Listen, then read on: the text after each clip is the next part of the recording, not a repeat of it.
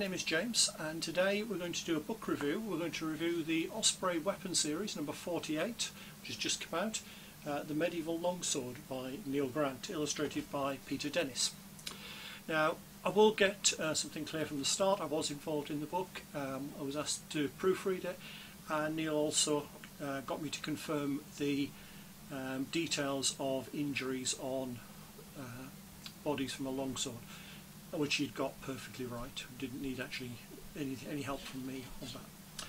So the author, Neil Grant, is by training an archaeologist. He works for English Heritage. He's a trustee of the Royal Armouries, and he's also a medieval reenactor. So he's the ideal person in many ways to write this book. The illustrator, Peter Dennis, is well known in the military history world for the high quality of his illustrations, and he's done an excellent job again with this one.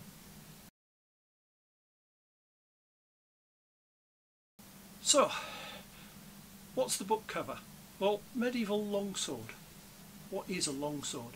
If you used to play Dungeons and Dragons, your longsword's always been there, as has the short sword. No actual sword though, which is a bit of an oddity. So what actually is the longsword? Well, it's one of those problems, and Neil picks up the fact that a rifleman at the Battle of Waterloo, an infantryman on the Somme or in World War II, and a modern rifleman serving in Afghanistan would all have called their weapon the same thing, a rifle. So we have an issue here in terminology. Neil gives a very succinct definition, which is it's a sword that can be used one-handed. There's also got grip on the pommel for a second hand. So it can be used in two different ways. It was really started to be used from about 1250, and it was very common by 1300, coinciding with the role of the infantryman increasing on the battlefield rather than the mounted knight. And it dies out by the end of the 1500s in the main. So that's the sort of the heyday of the medieval longsword, sort of shifting into the early Renaissance. So it's covering quite a time period. The book's very good on using primary sources. It uses a lot of illustrations from these and a lot of quotes. It mentions, for example, Talhofer, which some of you may have come across. It uses the illustration from well known from the first book on the longsword, which is the L33, which is held at the Royal Armouries. So it's covering that. There's lots and lots of different works quoted. Some of which I'd heard of, some of which were new to me, so it was nicely done for that. And one thing I like is it clearly differentiates between a fact and a theory, although admittedly some facts do rapidly become theories. It also demolishes some of the well-known myths about the knights in armour that was too heavy, with classic Victorian myth. And Neil actually uses a good explanation as to how we used to think that. There's also, some of you may remember, when you looked at swords going back a few years, you had the blood groove, that lovely little fuller built into the blade. And Neil points out it really wasn't a blood groove, and it sort of explains why. So there's a lot of good information in that sense. So, what does the book cover? Well, the one thing it doesn't cover is learning how to fight with a longsword. It explains how it was done in period, but it's no substitute for actually learning to use. Neil makes that one clear, although he does give a few pointers for starting points for that. He looks at the military role of the medieval longsword. That's a fairly obvious thing to cover. But he looks at how that changes, how it develops, going from your 1300s, where mail is going to be the most common armour, through to the end of the period, when you have the full harness of plate, which radically changes the sword. and he shows how it changed, why it changed, even in things like the cross section. So that's all covered. He also looks at its use in tournaments, and there's a nice lot of detail on the late German tournaments, and I found those really fascinating information. And if you're a player of Warhammer in the old world, I can see some of these turning up very quickly in your campaign. He also talks about something that isn't that well known, which is the judicial use of the sword, and how that changed as well, and why it came about. So there's a lot of good information there. He looks at the different schools of using a sword. You have the German style. There's a beautiful illustration by Peter Dennis showing the different stances that you can use with that. He looks at the comparable Italian style. We have plenty of information on those, and there's lots of quotes from the different masters on those. He talks about the English school, which is not as well known, mainly because there's less information and less evidence for that. So that's an interesting little bit. And he also touches on, very briefly, other ones, such as the Burgundian school, which is one I've never heard of before. So there is a lot of nice, good background information. He also does a very good section on how to make a sword.